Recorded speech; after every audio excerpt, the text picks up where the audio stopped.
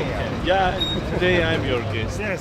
How are you? Հայաստանի արտգործնախարար Արադ Միրզոյանը եւ Էստոնիայի արտգործնախարար Մարկուս Ցակնան մասնակցել են Հայաստանում Էստոնիայի Հանրապետության ռեզիդենտ դեսպանության պաշտոնական բացմանը։ Այն կայացել է նախարար Ցակնայի Հայաստան պաշտոնական այցի շրջանակներում։ Նախարարներն իրենց ելույթներում շնորհակալություն են հայտնել համագործակցության համար եւ բարձր գնահատել նման որոշման կայացումը։ Արադ Միրզոյանը նշել է, որ այս որոշումը իրականացնելու գործընթացը եղել է բարդ, սակայն ուրախ են Հայաստանում ընդունել էստոնացիներին։ Էստոնիայի արտգործնախարարն նշել է, որ ծրագրեր ունեն առաջիկա տարիների համար եւ մեծ հույսեր համագործակցելու նաեւ Հայաստանի հետ։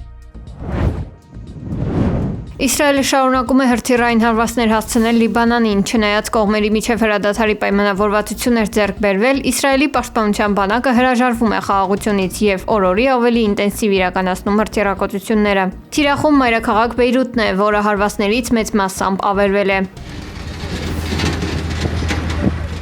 Երեկվանից անգամ մեկնարկել են որոնողափրկարարական աշխատանքներ փլատակներից մարդկանց դուրս բերելու համար։ ՄԱԿ-ը, Եվրոպական միությունը եւ այլ կառույցներ շարունակում են կոչ անել վերադառնալ բանակցությունների սեղանի շուրջ եւ չթիրախավորել խաղաղ բնակչությանը։ Իսրայելի հրետանին սակայն խլացնում է խաղաղության կոչերը։ Հեզբոլլահը զգուշացրել է, որ կտրուկ քայլերի է դիմելու եւ հաշվի չի առնելու ոչինչ սեփական երկիրն ու ժողովրդին պաշտպանելու համար։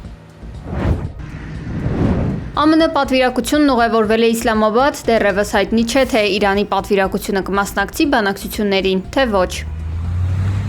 Իրանի խորհրդարանի խոսնակ Մոհամմադ Բաղեր Ղալիբաֆը հայտնել է, որ բանակցությունները հնարավոր են միայն մի դեպքում, եթե ԱՄՆ-ն կատարի իր պարտավորությունները։ Ղալիբաֆը շեշտել է նաև մեջբերում. Անցյալի փորձը մեզ ցույց է տվել, որ մենք պետք է բացարձակ ամստություն ունենանք թշնամու նկատմամբ։ Մեջբերման ավարտը։ Այս կերպ կարծես Ղալիբաֆը ակնարկել է, որ այլևս չեն վստահում նախորդ անգամներում իրենց հետ բանակցած Սթիվ Ուիթքոֆին եւ Ջարեդ Քուշներին։ Ղալիբաֆը հավելել է նաև Ամերիկայի պատմական նահանջը եւ Իրանի 10 կետանոց ծրագրի ընդհանուր շրջանակի ընդունումը անհերքելի հաղթանակ է, բայց մենք սա համարում ենք միայն անավարտ քայլ, մեջբերման ավարտը։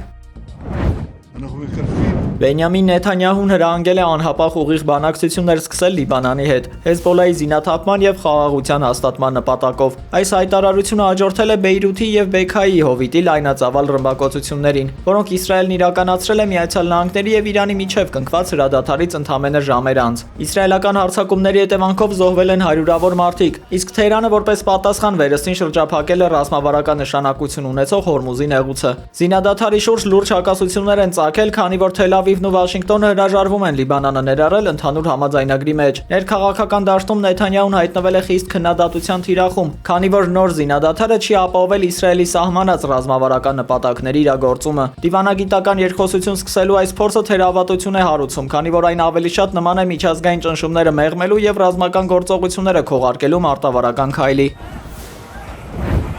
Իսրայելի կառավարությունը պատերազմական իրավիճակի քողի տակ հաստատել է Հորդանան գետի արևմտյան ափին 34 նոր բնակավայրերի կառուցումը։ Վաշինգտոնի օրդորով գաղտնի ընդունված այս որոշումը նպատակ ունի բռնակցել անգամ պաղեստինյան լիակատար վերահսկողության տակ գտնվող հողերը։ Տարածքային զավթումներին զուգահեռ իսրայելական կողմը 40-օրյա արգելքից հետո վերաբացել է Երուսաղեմի Ալ-Աղսա մզկիթ համալիրը։ Սրբավայրի բացումն անմիջապես ուղեկցվել է հրյա վերաբնակների ներխուժմամբ, որոնք ոստիկանության հովանու ներքո այնտեղ ծիսակարգեր են իրականացրել։ Իշխանությունները նաև երկարաձգել են վերաբնակների այցելության ժամերը, փաստացի սահմանափակելով մուսուլմանների ազատ դավանանքի իրավունքը։ Իրավիճակը մնում է ծայրահեղ լարված նաև Նաբլուսում եւ հարակից գյուղերում, որտեղ իսրայելական բանակի գործողությունների հետևանքով կրկին մարդիկ են սպանվել։ Անցյալ տարվա հոկտեմբերից ի վեր արևմտյան ափին իսրայելական ուժերի եւ վերաբնակների ձեռքով զոհված պաղեստինցիների թիվն արդեն հասել է 1100-ի։ Հաջորդ շաբաթ Վաշինգտոնում կմեկնարկի Իսրայելի եւ Լիբանանի միջև ուղիղ բանակցությունները։ ԱՄՆ պետքարտուղարությունում կայանալիք հանդիպումը կհամակարգի Լիբանանում Միացյալ Նահանգների դեսպան Միշել Սիսոնը։ Իսրայելական պատվիրակությունը կգլխավորի Միացյալ Նահանգներում Իսրայելի դեսպանը, իսկ լիբանանական կողմը կներկայացնի ԱՄՆ-ում Լիբանանի դեսպանը։ Բենյամին Նեթանյահուն բանակցություններ սկսելու հրահանգ արդեն տվել է իր կառավարությանը։ Օրակարգի առանցքում Հեզբոլլայի զինաթափման ու երկու երկրների միջև խաղաղ հարաբերությունների հաստատման հարցերն են։ Այնուամենայնիվ նման բարդ խնդիրների շուրջ արագ համաձայնության հասնելը դեռևս մեծ կասկածներ է հարուցում։ Դժվար է պատկերացնել, թե ինչպես կողմերը կհաղթահարեն տասնամյակների թշնամանքը մեկ հանդիպման շրջանակում։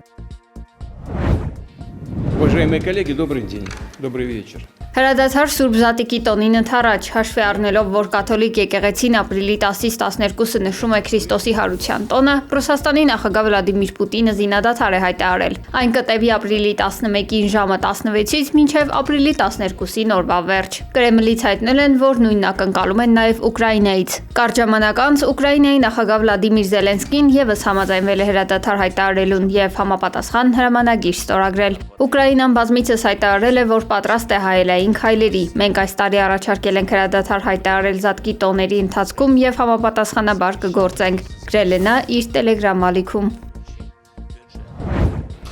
The individuals lying about me ԱՄՆ առաջին տիկի Մելանիա Թրամփը սենսացիոն հայտարարություն է արել վերջնականապես հերքելով իր անվան շուրջ պտտվող լուրերը, որոնք վերաբերում են սկանդալային ֆինանսիստ Ջեֆրի Էփշտեյնին։ but rather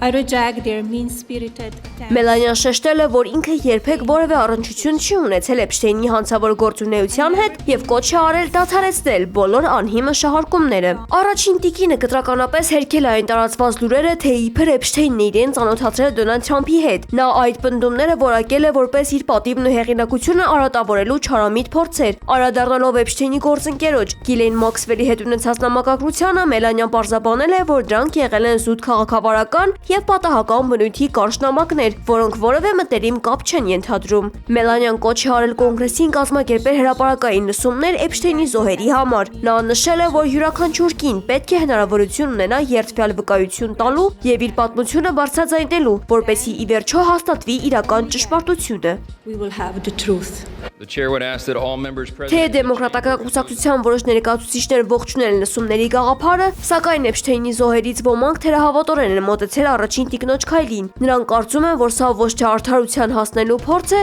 այլ պատասխանատվությունը սեփական ընտանիքից եւ իշխանավորներից շեղելու միջոց։